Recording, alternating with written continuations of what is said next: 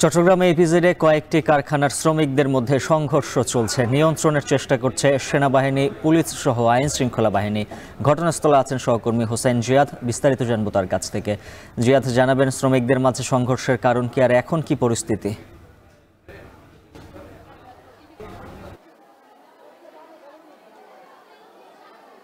মূলত আজকে দ্বিতীয় দফায় মূলত সংঘর্ষের ঘটনাটি ঘটেছে। আমরা আজকে এখানে এসে শ্রমিকদের সাথে কথা বলে যতটুকু জানতে পেরেছি, মূলত ইপিজেডের একেবারে ঢোকার মুখের কারখানা আমরা যেখানে আছি সেটি জেএমএস পোশাক কারখানা। এটি বাংলাদেশি মালিকানাধীন একটি কারখানা। তার ঠিক সামনে একই সড়কে অবস্থিত আরেকটি কারখানা মেরিমো লিমিটেড, সেটি বিদেশি মালিকানাধীন। আমরা এখনো পর্যন্ত যতটুকু জেনেছি সেটি কোরিয়ান মালিকানাধীন একটি কারখানা। এই দুটি কারখানা শ্রমিকদের মধ্যেই মূলত আজকে সকাল থেকে সংঘর্ষের সূত্রপাত হয়েছে 10টার কিছু পরে। এবং আমরা এইখানে এসে এখন যেটি দেখতে পাচ্ছি, এই দুটি কারখানাকে ঘিরে পুরো ইপিজেডের এই সড়কটিতে আসলে উত্তেজনা বিরাজ করছে। যে কারণেই আসলে সংঘর্ষের সূত্রপাতের কথা শ্রমিকদের কাছ থেকে আমি জেনেছি, সেটি হচ্ছে এই জেএমএস কারখানাটি মূলত শ্রমিকদের 9 দফা দাবি, 9% বেতন ইনক্রিমেন্ট করা, সেটি সহ নানান দাবিতে, তাদের বেতন ভাতার দাবিতে গেল বুধবার থেকে তারা আন্দোলন করছিল।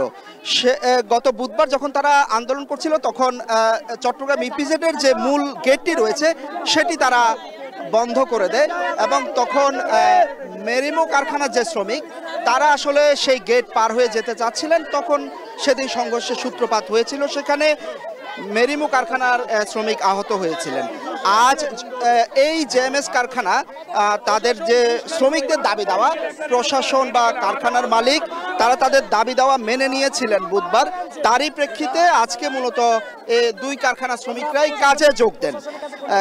সকাল 10টার পর এখানে মেরিমো কারখানার শ্রমিকরা তারা এসে এই জেএমএস কারখানায় আবারও হামলা করে পরিকল্পিতভাবে, সেটি তারা বলছেন এই কারখানার শ্রমিকরা।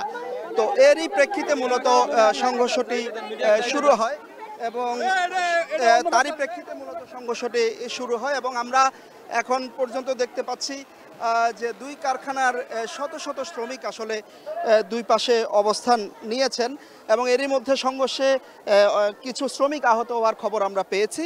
এবং আজকে তারা বলছিলেন যে মেরিমো যে কারখানাটি, সেই কারখানার শ্রমিকরা এসে এই জেএমএস কারখানায় হামলা চালিয়ে তাদের বেশ কিছু শ্রমিককে আহত করেছে। সেই সংখ্যাটি এখনও আমরা নিশ্চিত নই কত, কারণ হচ্ছে শ্রমিকদের পক্ষ থেকে নানান সংখ্যা এখনও বলা হচ্ছে। তবে তাদেরকে আমরা দেখেছি যে অ্যাম্বুলেন্সে করে এখানকার যে হাসপাতালগুলো রয়েছে, ব্যবজা হাসপাতাল, সেখানে নিয়ে যাওয়া হয়েছে। আপনি নিশ্চয়ই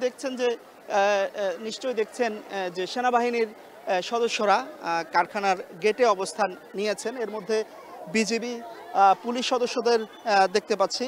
তারা দুই কারখানার মাঝখানের যে জায়গাটি, সেই জায়গাটিতে অবস্থান নিয়েছেন এবং মূলত এই দুই কারখানার শ্রমিকদের মধ্যে দুই পাশে যে শ্রমিকদের অবস্থা, সেটি উত্তেজনা যে প্রশমনের তারা চেষ্টা করছেন। এই মুহূর্তে আমরা এই পাশে যেটি দেখতে পাচ্ছি যে একটি কারখানার শ্রমিক, যেটি মেরিকো কারখানার শ্রমিক, সেই মেরিকো কারখানার সামনের দিকে তারা আসলে একটি ব্যারিকেড দিয়েছিলেন সড়কে এবং আমরা দেখছি যে বেশ কিছু আমদানি রপ্তানি পণ্যবাহী গাড়ি সড়কের একপাশে দাঁড়ানো অবস্থায় আছে এবং একটি গাড়িতে ভাঙচুরও করা হয়েছে। প্রচুর ইটপাটকেল আমরা দেখতে পাচ্ছি এবং সড়কে যে গেট বা যে ব্যারিয়ার দেয়া হয়েছিল, সেই ব্যারিয়ার ভেঙে চুরে আসলে দুই পাশে শ্রমিকরা অবস্থান নিয়েছেন বা সংঘর্ষে লিপ্ত হয়েছিলেন। আমরা যে মেরিকো কারখানা, সেই কারখানার শ্রমিকদের আসলে দেখতে পাচ্ছি তারা কারখানার দিকে চলে যাচ্ছেন এখন এবং সড়কে আমরা দেখছি যে প্রচুর ইটপাটকেল পড়ে আছে। তো সার্বিকভাবে এই মুহূর্তে সেনাবাহিনী, পুলিশ সহ অন্যান্যদের হস্তক্ষেপে আমরা দেখছি যে মেরিকো কারখানার যে শ্রমিক তারা আসলে সেদিকে গিয়ে মিছিল সমাবেশ করছেন। আর কতজন আহত হয়েছে এখনো পর্যন্ত সেই সংখ্যাটি আমরা এখনো নিশ্চিত নই। এই ছিল আমার কাছে ইপিজেডে সংঘর্ষের সবশেষ খবর। চট্টগ্রাম ইপিজেডে দুটি কারখানার শ্রমিকদের মধ্যে সংঘর্ষের ঘটনা ঘটেছে। এ বিষয়ে বিস্তারিত জানাচ্ছিলেন সহকর্মী হোসাইন জিয়াদ। দেখছেন এখন ঢাকা।